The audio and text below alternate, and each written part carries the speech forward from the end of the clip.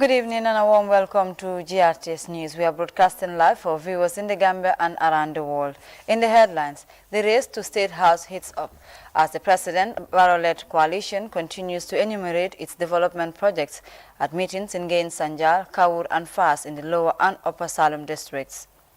The flag bearer of People Democratic Party for Independence and Socialism, Honorable Halifa Sallah, continues disclosing their plans, including setting up cooperative banking for Gambians if elected into office. Still on the 2021 campaigns for State House, Team Turnaround's independent candidate Esambai Fall enters the Central River region with an ambitious and inclusive development agenda to the electorate. In sports, Tahir Senior Secondary School wins the National Inter-Schools Football Championship title, beating Madala on penalties after a goalless draw at the Soma Mini Stadium.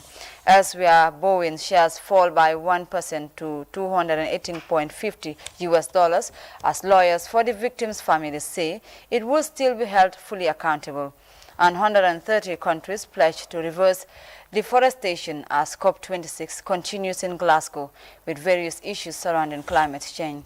Well, this and much more coming ahead in this edition of the news. I am Aissatou Keita and thanks for joining us.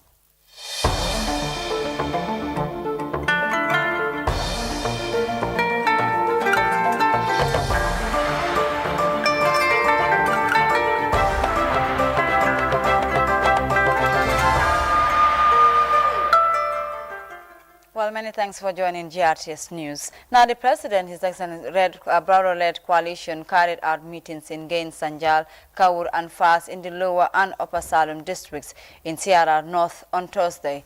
President Barrow continues to enumerate his development projects as the race into the State House intensifies, while that story by Mama Jel will air later in the news.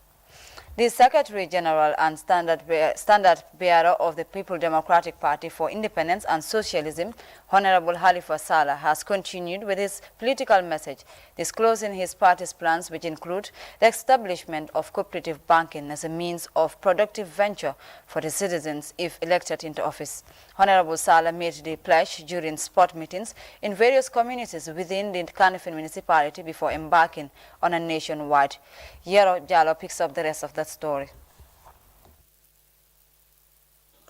Speaking during sports meetings in Talinding, Fajikunda, Tabokoto, Wellingara, Nemakunku and Abuko, Honorable Halifa Sallah further told his supporters that under a DOI-led government, it would ensure villages and wards have treasury where all taxes and their areas are deposited for the development of their areas.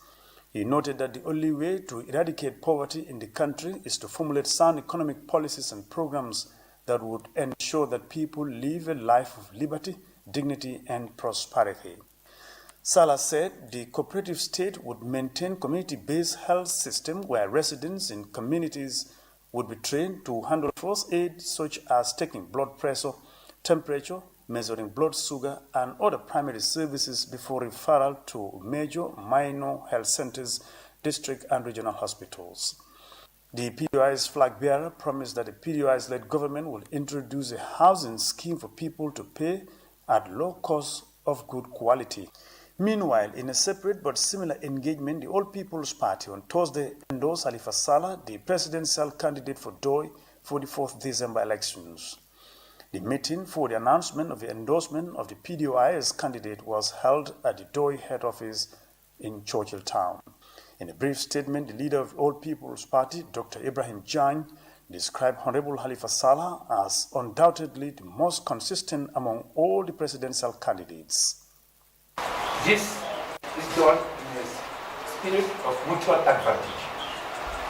The two parties have seen our uniqueness. This is the landmark history in Gambia, where intellectuals, people who have a track record of being selfless,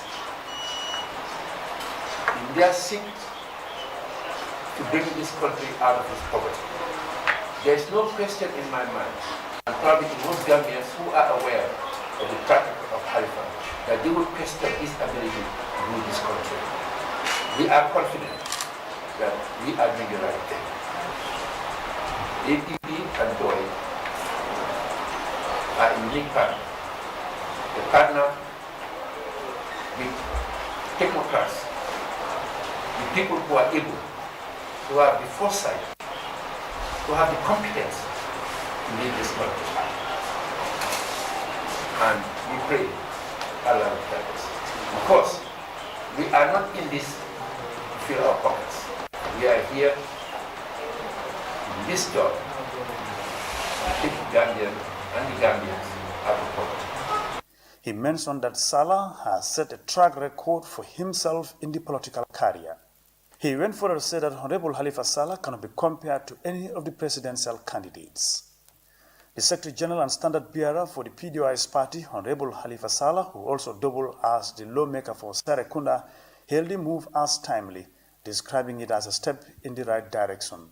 The APP executive expressed unalloyed commitment to endorse the Doi presidential candidate and gave assurance of their determination to mobilize Gambians at home and the diaspora to campaign for change, to eradicate poverty, injustice, and ignorance.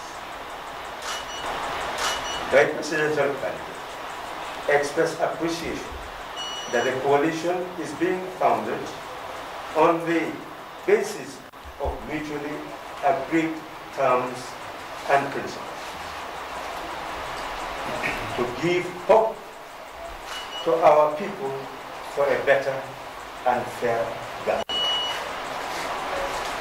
He gave the following assurances that would be incorporated in the agreement: serve only one term, include APP in an inclusive cabinet, and would award no less than 2 cabinet posts based on the coalition building process that may continue. To prevent any abuse of incumbency in Doi's favor in any subsequent elections after the 5-year term. His party, the national chairman of the PDOI's party, Honorable Sidia Jata, said the agreement between DOI and APP is not characterized by bringing people together and sharing position, but they came together purposely to build a society that is free from poverty, ignorance, and injustice. The campaign trail continues. For GRTS News, this is Yero Jallo reporting. Now, independent candidate Esam Baifal of Team Turnaround entered the Central River region on Friday after a night stop in Farafenni North Bank region. The independent and first-time presidential candidate presents an ambitious and inclusive development agenda to the electorate as he embarks on his campaign trail. Ahead of the December presidential election, GRTS Ibrahim Jallo is with Fal's campaign team, but his story will air later in the news. While still on election matters, barely 3 weeks before the country heads to the polls amid high expectations among electorates, 6 nominated presidential candidates on Thursday signed a code of conduct. This is done to ensure a peaceful election process during and after the December 4th presidential election. Baba Sila was at the ceremony held at the Sadauda Kairaba International Conference Center, and he prepares this extended report. It is the first time in the political history of the Gambia held by both signatories and electoral stakeholders as a major step in the course to strengthen democratic dispensation with a fair and effective electoral process. The Electoral Code of Conduct signed by all 6 parties contesting the election is designed to guide nominated during and after the elections. 6 presidential candidates were all present or represented by a party delegate except Doi, starting with United Democratic Party, which was represented by its leader Hussein Dab. Independent candidate Esa Fall was there for the turnaround Sobeya movement, and the Gambia Democratic Congress was represented by its deputy party leader Amadou Ka. The incumbent national was represented by the Minister of Trade Sidi Keita, and Ibrahim Abdullah Jammeh, the leader of the National Unity Party, signed on behalf of his party.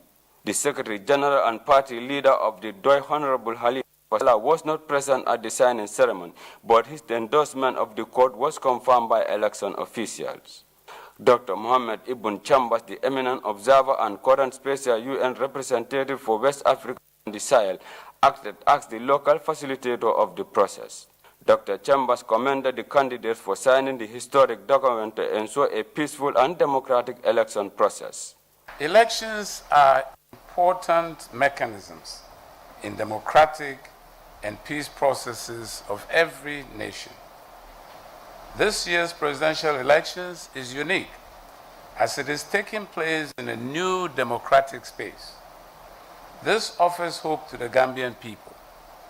The challenges facing the Gambian political process are typical of most transitional democracies in the region. World over, electioneering periods are often marked by increased tensions. All these need to be well managed. Honorable Isabel Rena, another local facilitator of the Election Code of Conduct, read the document's crucial preamble, which was followed by the signing of the agreement by presidential hopefuls.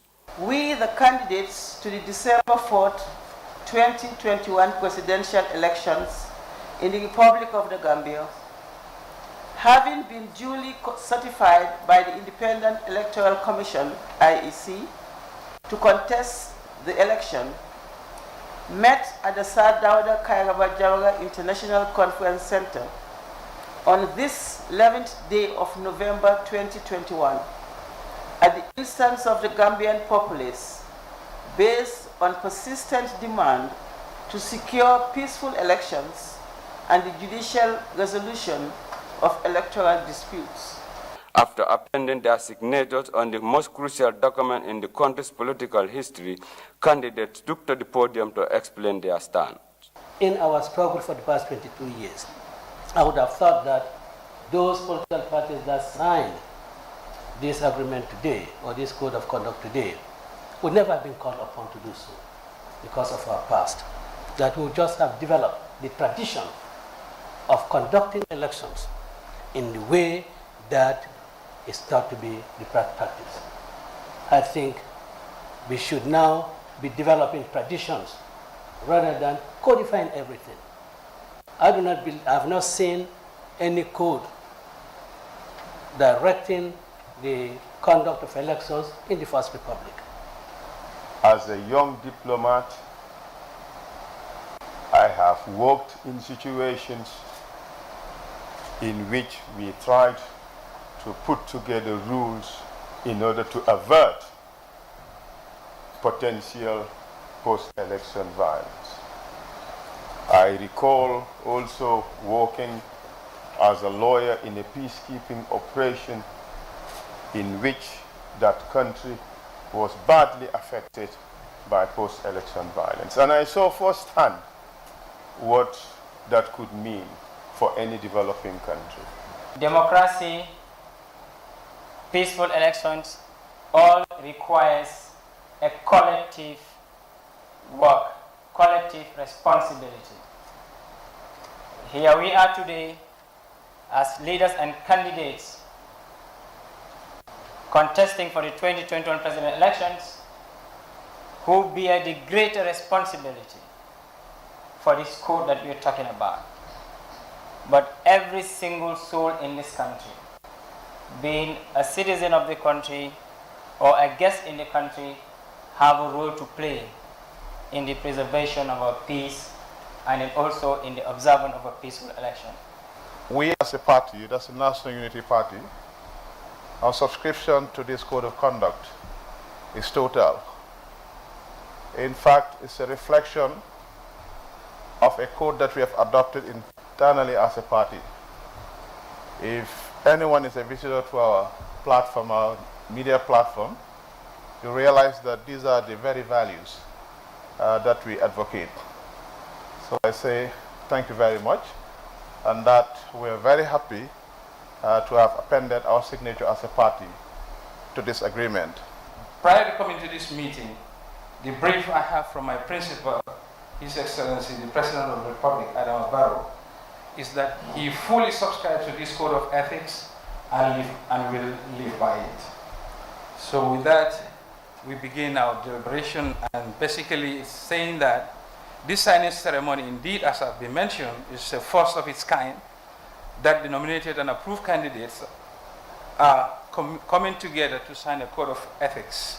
This initiative was pioneered by the Ministry of Justice with support from the International Institute of Democracy and Electoral Assistance that seeks to ensure elections are conducted in a climate of peace and tolerance, protected under values guarded by nominated candidates and their supporters before and after election processes. For GRTS News, I am Baba Silla. Now, the Director General of the State Intelligence Service, SIS, and the delegation have been meeting local authorities and community leaders as part of the countrywide security assessment tour. SIS DG Usman Sow and team also visited 2 infantry battalion in Farafenni. Led by the battalion commander, Officer Lieutenant Colonel Ibrahim Kurubali, DG Sow inspected key installations, including the newly built armory sponsored by the SIS to strengthen capacity and to improve the security conditions of the Farafenni camp. The soldiers hailed the efforts of the country's intelligence chief in improving the conditions of various security outfits. During the visit, DG Sow also offered to immediately work with Army Commander to repair the battalion's mobility vehicles. In addition to this intervention to strengthen the security response capacity, the SIS Director General extended similar support to the police in Farafenni by swiftly offering to repair the police operations, which is expected to be utilized to increase visibility and robust presence and patrols in the region ahead of the elections. During a brief meeting with the soldiers, the Kurubali thanked and described DG Sow as the moral booster of the security services for his consistent support to the services, especially Farafenni Barracks. In response, DG Sow thanked the soldiers for their continuous sacrifice and dedication to duty. He urged them to maintain high morals in the face of the numerous challenges, while advising the soldiers to continue collaborating and coordinating their activities with other security services and to remain vigilant. In a separate event, DG Sow, accompanied by the SIS Director of Reforms, Orientation and Legal Affairs, Honorable Lamin Jadama, held a radio talk show at the Paradise FM in Farafenni, which provided the SIS DG the opportunity to share with the public, especially those in Farafenni and surrounding villages, the purpose of the tour. DG Sow reiterated the importance of peace and security, citing recent improvement of security environment in Kerpate and satellite areas due to the presence of security services in the said village. The people of the area admitted to having a high sense of security as criminal activities in the area have drastically reduced. The SIS DG added that the service wants the same to be replicated in all the regions, especially those prone to cross-border crimes. Regarding the election, DG Sow advised Gambians to exercise restraint, tolerance, social cohesion, and harmony during the election period. The release ends. Now, the Global Action Agenda for Innovation in Agriculture is bent on increasing investment in agricultural research and innovation to create more climate-resilient, low-emission technologies and practices. The Agriculture Minister, Ami Fabure, is participating in conversations around valuable food systems and ways to promote sustainable agriculture for thousands of livelihoods depending on it to survive. Fatu Elika Murushi has more from the COP26 in Glasgow. The 1992 Rio Earth Summit gave rise to the 3 Rio Conventions: the Convention on Biological Diversity, the United Nations Framework Convention on Climate Change, and the United Nations Convention to Combat Desertification. Negative and unsustainable agricultural practices limit the attainment of these frameworks, as well as the Agenda 2030. Talks on food systems come amid initiatives to improve rich biodiversity, more greener environments, which would become as a result of reduction of fossil fuels and greenhouse gases, and emanating from the employment of smart agriculture as well as nature-based solutions. Planting on their bare land is the solution for the small-scale farmers, but using machineries and others, that also can cause a lot of problems. So smart agriculture is the solution. The Agriculture Minister is amplifying the message on sustainable agriculture for growth and maximizing possibilities for smooth environment talks to protect livelihoods of thousands who depend on land and the ecosystems to sustain a living. Without adequate food system in the country, we could not be self-sufficient in food production. So it is interlinked to climate change. That's why we're here today to attend this session, because climate change is real.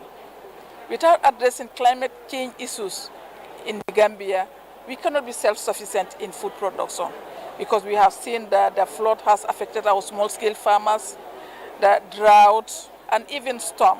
The infrastructure and processes involved in food systems do not only include the production and consumption, but the structures involved to get that done.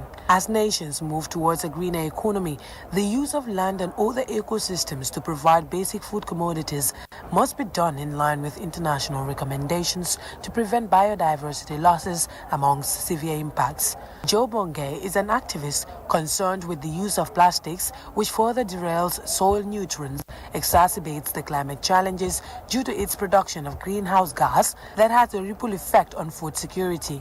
We are pushing for more capacity building and finance, and we are also pushing for more technology transfer as well, whereby our farmers, local farmers, will be able to adapt to the effects of climate change, and as well as safeguard their lands, and also push forward a more mechanized farming whereby they don't need to import toxic food that are coming from other rich countries. Whilst nations are negotiating in the corridors, the International Fund for Agricultural Development, IFAD, is making a deliberate effort to promote a public-private partnership using local technology with a hope in rural economies and their potential to boost in food systems. My expectation and hope is that we make real decisions at COP and real action that will help support the world's smallholder farmers to adapt to climate change, improve their livelihoods, and improve their food security.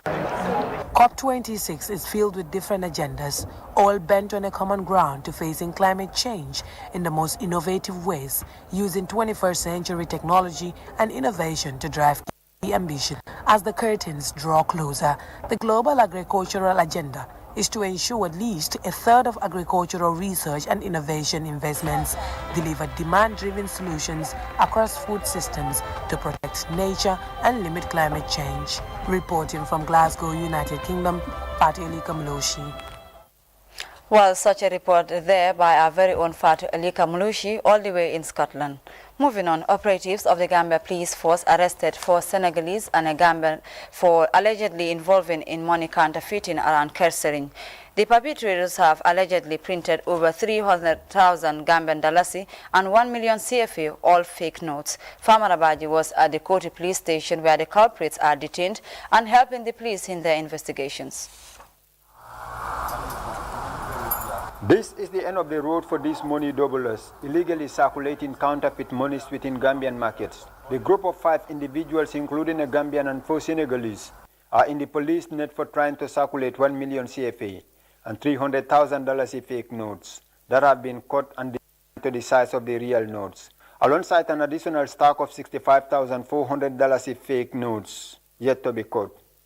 These people have not got any money into the public yet, because what happened is they were on the verge of selling this money to some third-party buyers, and so the police were able to arrest those buyers together with them as well. So that means that the money is not yet in the market. The fake money printers use special A4 size printers ordered from Senegal with capacity to process multiple colors to print out fake Gambian and Senegalese banknotes. The group was preparing to sell the money to a Gambian collaborator for half of the amount they possessed. Police is calling for public vigilance to stay ahead of fake money agents and distributors circulating notes in markets across the country. When they receive money, they need to be vigilant to understand that they could also do their quick checks to see if these monies are authentic or not. Because if you look at some of these fake currencies, the paper that they use to produce it are usually very smooth, unlike the authentic money that we have.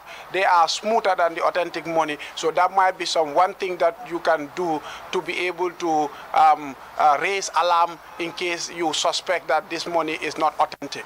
Landlords are a crucial element in the process, with crimes taking place within rented compounds. We want to send message to the public, especially landlords, to be vigilant. When they have strangers, they need to also be monitoring what activities those strangers are doing in their compounds or in their rented properties, so that if they are into this kind of activities, they can be reported on time before damage is already done. Investigations into the matter continue, and police say they are planning to arraign the perpetrators before the courts to face possible charges of attempted felony and possession of forged banknotes, economic crimes and counterfeiting.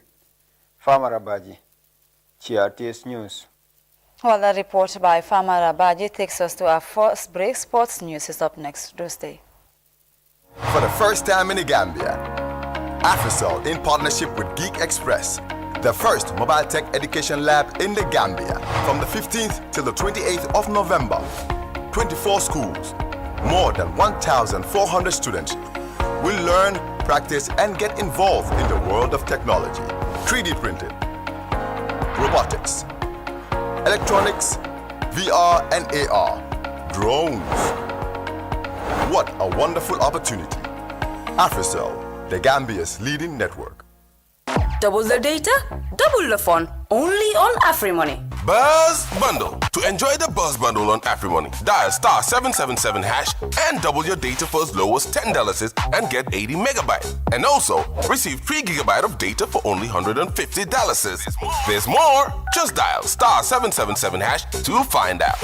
All bundles are valid for 7 days. To cash in, visit our nearest AfriMoney agent. AfriMoney. Send money anywhere, anytime.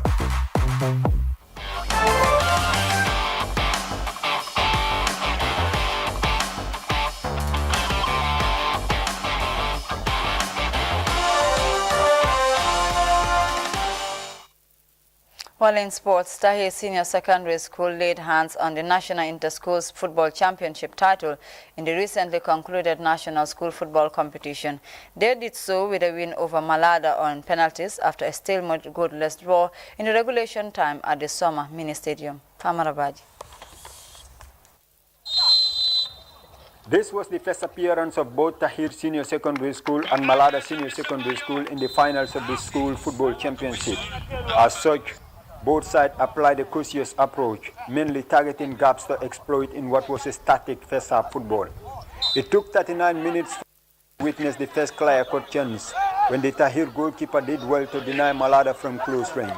And in the stoppage time going into the intervals, Tahir responded with a similar attack, but Sekou Barrow had his attempt saved in a one-on-one situation by the Malada custodian.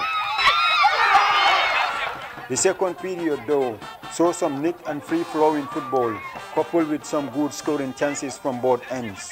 Malada's Amadou Kante threatened with a shot which was saved, and Tahir responded through a free kick from Mamadou Lamin Cham, which was equally well saved.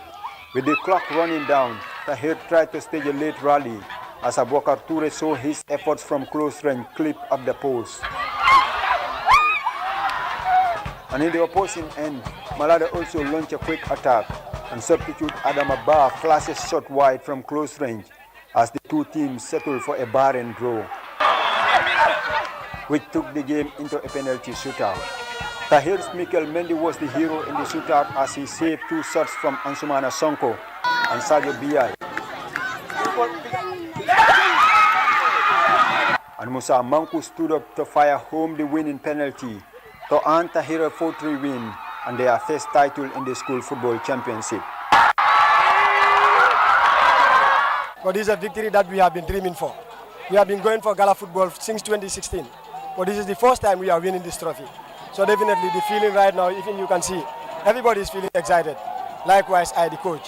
It's a record, a history that will remain forever in the school. Everybody is going to remember this. Some of the players have just started their grade 12, so they believe in. I believe this is a legacy for them. It was the first time school authorities played the school football championship in the Lower River region, a move they describe as decentralizing the championship. We thought it wise that as far as our constituents are not only in the Combos, they are all over the country. We have schools all over the country. So we'll try to regionalize our activities. So if we have facilities in all over the regions, every year we'll be going from one region to the other. And we expect and we hope and pray that GFF will decentralize their projects into the provinces to make sure that every region has a standard field, so that our activities, which is school sports, football activities, will also be decentralized across the country. Malade Senior Secondary School as runners-up went home with $25,000, and for the champions Tahir, they received the crown and $50,000 winners prize. Famara Baji, GRTS News. While still in sports, FIFA on Friday morning threatened to ban Kenya football from all football activities after sports CS Amina Mohamed disbanded the Football Kenya Federation and appointed a caretaker committee to run the federation's affairs. FIFA's statement came after Sports Cabinet Secretary Amina Mohamed on Thursday disbanded the Football Federation and appointed a 15-member caretaker committee led by Justice Aaron Ringera, a former Kenyan Anti-Corruption Commission boss. Let's take a listen. When someone is elected in office and we have not been found guilty of anything, some minister who clearly does not know what she's doing cannot show up and arbitrarily just decide to remove us from office. It is wrong and it is illegal. We conform to FIFA statutes as well. And it is wrong that before any court of law pronounces anyone guilty of anything, that you go and pronounce to remove them in office arbitrarily. Everybody is here to do the right thing. We have done the right things. We have given access to the federation. We have provided information. When called upon by Parliament, we have gone. We have done everything the way we should do. So we need no protection from anyone. So I don't want to talk about what FIFA can do. I want to leave that to FIFA. And when they tell us what to do or what they think we should do, then we will do. Well, we will take another break and look at other news from around the country.